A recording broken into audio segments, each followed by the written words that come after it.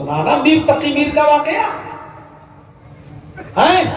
وہ میر تقی میر جس نے اپنی بیٹی کی شادی جب کی تو شادی سے ایک ہفتہ پہلے لڑکے نے ڈیمانڈ کر دی کہ اتنا پیسہ اتنی دولت دی ہو. لڑکا اچھا ہے چلو میں مل جائے. لڑکی کو پتا نہیں میر تقی میر کی. شادی ہو گئی, لڑکی ڈولی میں بیٹھ گئی, رخصت ہونے لگی سسرال کی طرف. جب وہ ڈولی پہ بیٹھ رہی تھی سرخ رنگ کے کپڑے پہن کر, اس کی کسی سہیلی نے کہہ دیا میری بہن میری دوست تیرا گھر تو آباد ہو گیا, تو سسرال کی طرف چل دی, لیکن تیرے گھر کو آباد کرنے کے لیے تیرا باپ برباد ہو گیا. کیا ہوا؟ کہا جس لڑکے کے ساتھ تیری شادی ہوئی اس نے ابھی 10-15 دن پہلے اتنی لمبی لسٹ دے دی. اس جہیز کے سامان کو پورا کرنے کے لیے تیرے باپ نے اپنا گھر بھی بیچ دیا, اپنی دکان بھی بیچ دی. کچھ دنوں میں تیرے باپ کو گھر سے ہٹا دیا جائے گا کہ اب گھر تیرے باپ کا نہیں رہا. دل پہ چوٹ لگی, سسرال تو پہنچ گئی. اور جب رات میں اس کا شوہر اس سے ملنے آیا تو اس نے کہا دور رہو, تم نے مجھ سے نہیں میرے مال سے شادی کی ہے, مال تمہاری اماں کے پاس رکھا ہے, جاؤ اسی کے ساتھ سو جاؤ, لیٹو چوبو چاٹو جو کر رہتے ہو, میرے قریب مت آنا, مجھے آج اپنے باپ کی بربادی رو لینے دو. نوجوان لڑکا تھا, نہیں مان رہا تھا, نہیں آپ میری بیوی ہو, میرا حق ہے تمہارے. اس نے کہا دیکھو مجھے صدمہ پہنچا, آج میں پیار کی بارش کرتی تمہارے اوپر, لیکن تم نے بہت نقصان پہنچایا, مجھے ابھی پتا چلا. اس نے کہا آج کی رات حجتوں میں مت گزارو, آؤ پوری زندگی پڑی ہے, لڑ لیں گے. لڑکی نے کہا خبردار جو میرے قریب آئے. اس نے زبردستی کی, گر گئی, اور جیسی گری اٹیک پڑا اور روح قبض سے حضوری سے نکل گئی, لڑکی مر گئی. جنگل میں آگ کی طرح خبر پھیل گئی. صبح ہوتے ہوتے فجر کی نماز کے وقت میر تقی میر مسجد میں نماز پڑھنے گئے تھے. کسی نے کہا تمہاری بیٹی کا انتقال ہے. مجھے معلوم کی تو پتا چلا صدمے سے انتقال. اپنی بیوی کو لے کے میر تقی میر بیٹی کے سسرال پہنچتے ہیں. پتا چلتا ہے کہ بیٹی کو غسل دیا جا رہا ہے. بیوی تو اندر چلی گئی عورتوں میں, میر تقی میر باہر بیٹھ گئے. تھوڑی دیر کے بعد آواز آتی ہے میر تقی میر آپ اپنی بیٹی کا چہرہ دیکھ سکتے ہو. میر تقی میر جب اندر جاتے ہیں یقین ہی نہیں آ رہا یہ میری بیٹی. آج ہی شام میں تو میں نے لال رنگ کے جوڑے میں اس کو رخصت کیا,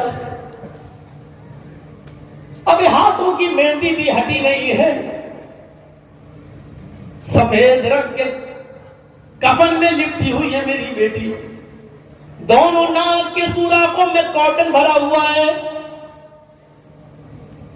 بہت بڑے شاعر تھے میر تقی میر. آج اپنی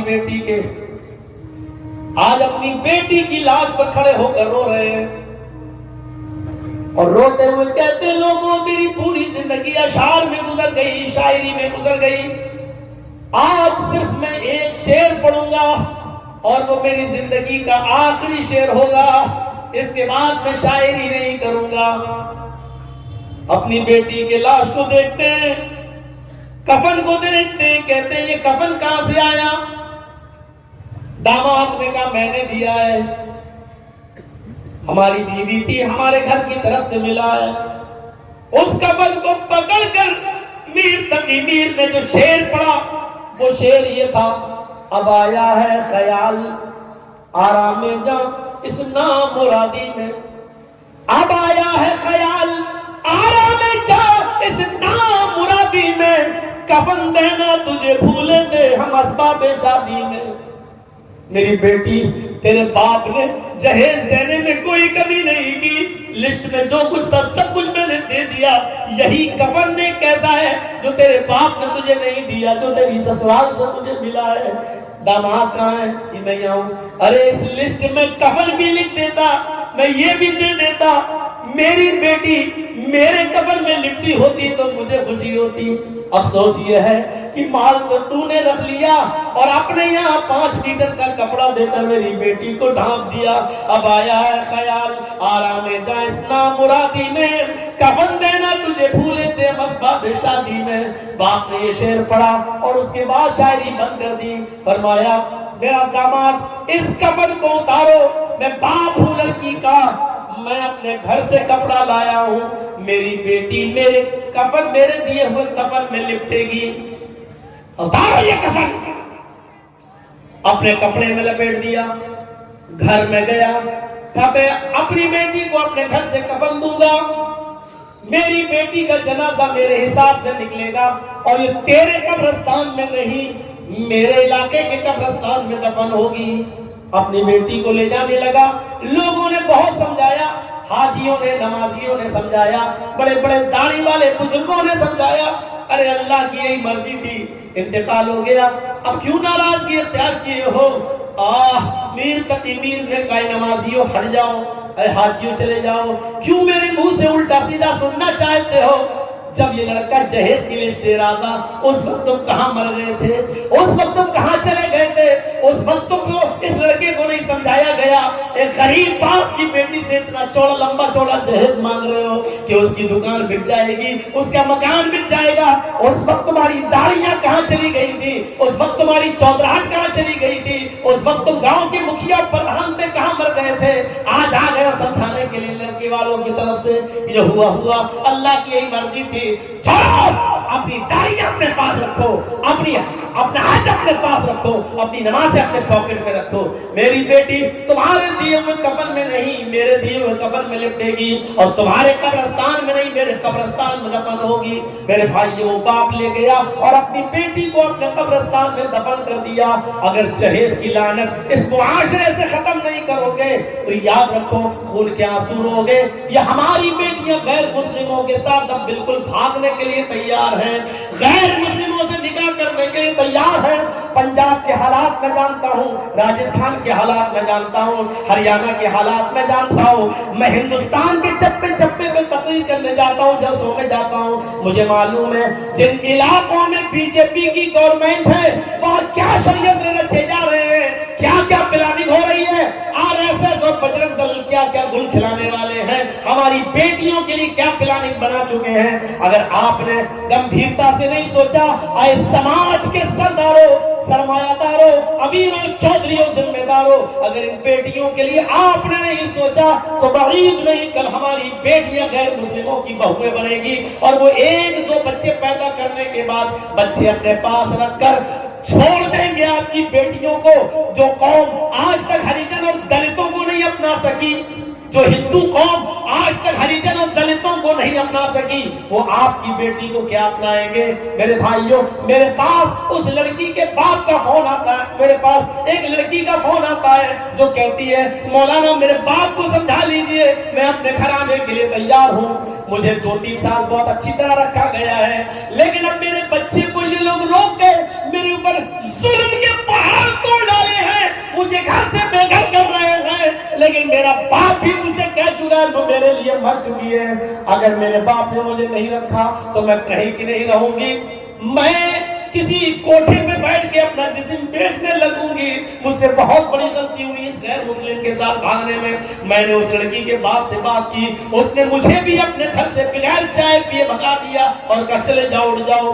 वैसे आते तो मोस्ट वेलकम, लेकिन तुम हमारी बेटी के लिए बात करने आए हो, मैंने उसको अपने नजरों से गिरा दिया है, वो मर चुकी है मेरे लिए। अब मैं अपनी बेटी को किसी कीमत पर अपने घर में नहीं दाखिल कर सकता, वो कहीं भी जाए मरे, मुझे उससे कोई परवाह नहीं। उस बाप के अंदर भी इतनी हिम्मत आ गई कि वो अपनी बेटी को रखने के लिए तैयार नहीं है। मैंने जो उसके बाप ने कहा साफ तौर पर लड़की को बता दिया कि तुम्हारा बाप किसी भी कीमत पर रखने के लिए तैयार नहीं। क्या हुआ?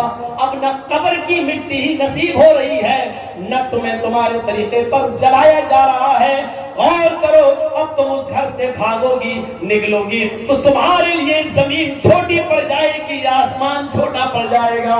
एक लड़की के लिए بغیر ماں باپ کے اس کے گھر کے اس کے بھائیوں کے علاوہ کوئی سہارا نہیں ہوتا ہے. اب دیکھو وہ کیسے اپنی زندگی گزارے گی. میرے بھائیوں ہماری بہنوں کو بھی یہ سوچنا ہے, ہماری قوم کی بیٹیوں کو بھی یہ سوچنا ہے کہ ہمیں کیا قدم اٹھانا ہے. حالات اتنے خراب ہو چکے ہیں کہ یہاں کی بے پردگی اور جب دیکھو کہ قدم قدم پر موبائل کا استعمال غلط طریقے سے, ان چیزوں کی وجہ سے اب ڈر لگتا ہے کہ یہ عمر 16, 17, 18, 20 سال کی جو لڑکیوں کی عمر ہوتی ہے وہ ایسی عمر ہوتی ہے جہاں کچھ نہیں دکھتا ہے. دیکھ لو پاکستان کی سیما ہے, 4 بچوں کو لے کر پاکستان چھوڑ کے یہاں چلی آئی. یہاں کی انجو پاکستان چلی گئی, نہ دھرم دکھتا ہے, نہ باپ دکھتا ہے, نہ ماں. یہ عمر ہی ایسی ہے. اس عمر میں جس نے اپنے آپ کو سنبھال لیا وہ کامیاب, جس نے اپنے آپ کو نہیں سنبھال پایا وہ ٹھوکر کھائے گا, اور ایسی ٹھوکر کھائے گا کہ پھر وہ اٹھ نہیں سکے گا. یہی عمر ہے اپنے آپ کو سنبھالنے کی. میری قوم کی بیٹیوں اپنے آپ کو سنبھالو, میرے قوم کے نوجوانوں اپنے آپ کو سنبھالو. بغیر جہیز کے شادیاں کرو تاکہ آپ کی بہنیں, آپ کی بیٹیاں کہیں دوسری جگہ نہ جانے پائیں. شادی کو آسان کر دو اور بالغ ہوتے ہی فوراً نکاح کرنے کی فکر کرو, کیونکہ جتنی لمبی عمر تم اپنی بیٹیوں کو بٹھاؤ گے اتنا ہی خطرہ بڑھ جائے گا. اللہ کے نبی نے کہا جب بیٹی جوان بالغ ہو جائے تو فوراً اس کا نکاح کر دو.